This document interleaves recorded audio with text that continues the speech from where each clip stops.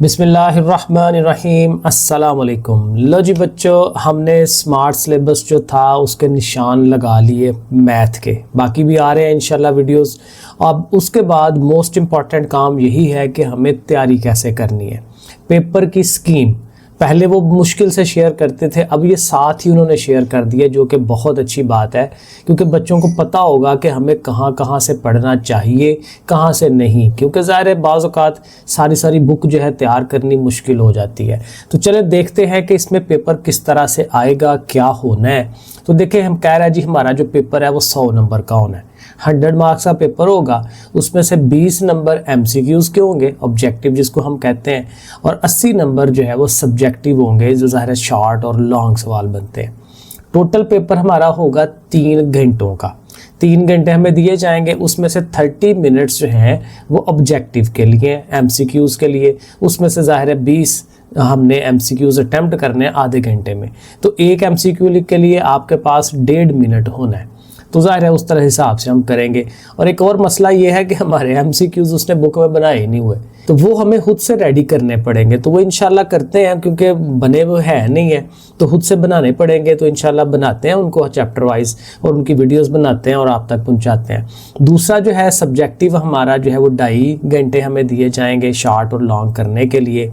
अब इसमें से करना कैसे है, देखें। जो ऑब्जेक्टिव है हमारा MCQs, ज़ाहिर है पूरी बुक में से ऑब्जेक्टिव उसने लेना होता है, लेकिन उसके लिए जो इम्पॉर्टेंट चैप्टर है, चैप्टर 1 में से 2 MCQs हैं, 4 में से भी 2 हैं, 6 और 7 में से 2 हैं, चैप्टर 10 और 13 और 14 इनमें से भी 2 हैं, बाकियों में से भी एक है MCQ।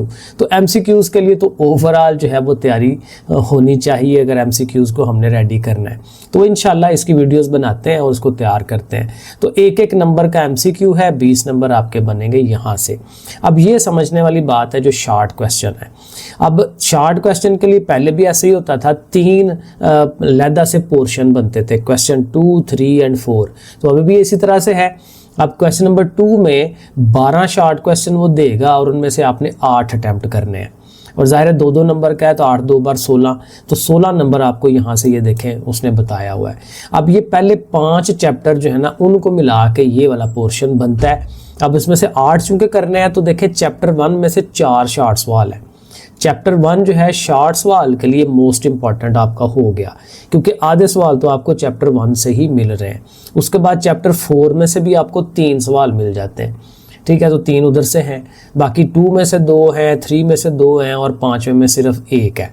तो इस लिहाज से आप देख रहे हैं 1 और 4 को तो लाजमी आपको करना चाहिए, क्योंकि 7 सवाल तो आपको यहीं से मिल जाते हैं। अब अगेन ये डिपेंड करता है कि किसके पास कितना टाइम है पेपर की तैयारी का, उस लिहाज से ज़ाहिर है वो होगा। क्वेश्चन नंबर 3 भी इसी तरह है, 12 में से 8 करने हैं, और उसके लिए हमारे पास चैप्टर 6, 7, 9 और 10 है। और 6 में से भी 4 हैं, 7 और 10 में से 3 है, और 9 में से 2 है। तो ये आप देख लें कि किसमें क्या करना है। वो देखें वही बात है, चैप्टर 8 उसने निकाल दी है। तो इसका मतलब ये जो पेपर स्कीम है ये सिर्फ 2026 के लिए है, ऑनवर्ड के लिए फिर ज़ाहिर है वो चेंज हो जाएगा जैसा भी होगा। उसके बाद जो क्वेश्चन नंबर 4 है, उसमें 13 में से 9 करने हैं, 2 नंबर एक्स्ट्रा हो गया, 18 नंबर यहाँ से आपको शॉर्ट क्वेश्चनों के मिलते हैं। और उसमें देखें चैप्टर 11, 12, 13 और 14। आपका ये जो चैप्टर 13 और 14 है ना, ये मोस्ट इंपॉर्टेंट है। ये 2 चैप्टर आपको लाजमी तैयार करने हैं, MCQs के लिए भी, शॉर्ट क्वेश्चन के लिए भी, और इवन लॉन्ग के लिए भी। लॉन्ग जो है वो भी इनमें से आ रहा है, तो इसलिए ये 13 और 14 को नहीं छोड़ना, शॉर्ट और लॉन्ग दोनों के लिए। उसके बाद ये जो लॉन्ग सवाल है, लॉन्ग कहता है जी उसके आएंगे कितने, 5 लॉन्ग वो देगा आपको सवाल, और उन 5 में से आपने 3 अटैम्प्ट करने हैं। तो 2 की आपके पास गुंजाइश मौजूद है। और हर जो लॉन्ग सवाल बनेगा वो A और B पार्ट बनने हैं उसके, ठीक है। A पार्ट के भी 5 नंबर, B पार्ट के भी 5 नंबर। तो इस तरह से 5-5 नंबर का एक लॉन्ग बनेगा। अब ज़ाहिर है 5 नंबर के लिए बहुत लंबा लॉन्ग सवाल तो मुश्किल ही है।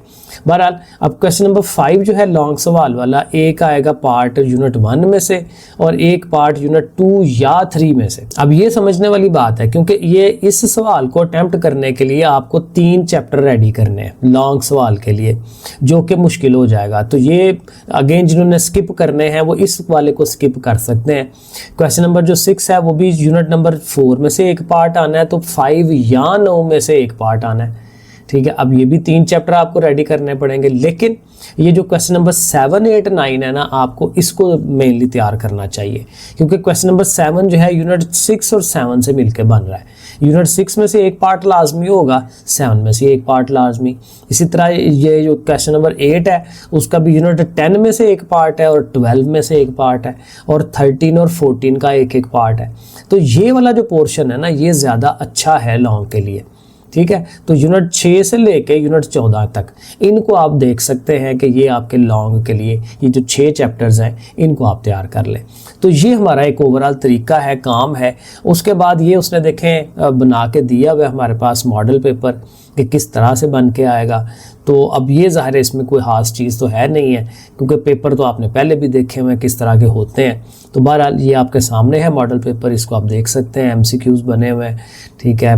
अब ज़ाहिर ये वाले MCQs तो नहीं आएंगे ना पेपर में, ये जस्ट उसने एक आइडिया दिया हुआ किस तरह से। इवन आप इसको भी MCQs को आप सॉल्व करके देख सकते हैं। और ये उसने देखें बाकी पोर्शन बनाया हुआ सब्जेक्टिव शॉर्ट क्वेश्चन वाला, ये देखें 1 से लेकर ये 9 तक जा रहे हैं। इसमें देखें Z1 Z2 वाले वगैरह वगैरह, ठीक है। इसी तरह ये दूसरा शॉर्ट क्वेश्चन है जिसके 16 नंबर बन रहे हैं। इसके बाद ये तीसरा शॉर्ट वाला है, ठीक है। इसमें देखें 13 सवाल उसने दिए हुए हैं। फिर वो जो लॉन्ग सवाल है तो उसमें देखें क्वेश्चन नंबर 5 है, 6 है, 7 है, 8 है, 9 है, ठीक है। इस तरह से करके ये बन रहे हैं। तो ये है जी आपकी पूरी पेपर स्कीम, ठीक है जी। ओके, फिर अल्लाह हाफिज़।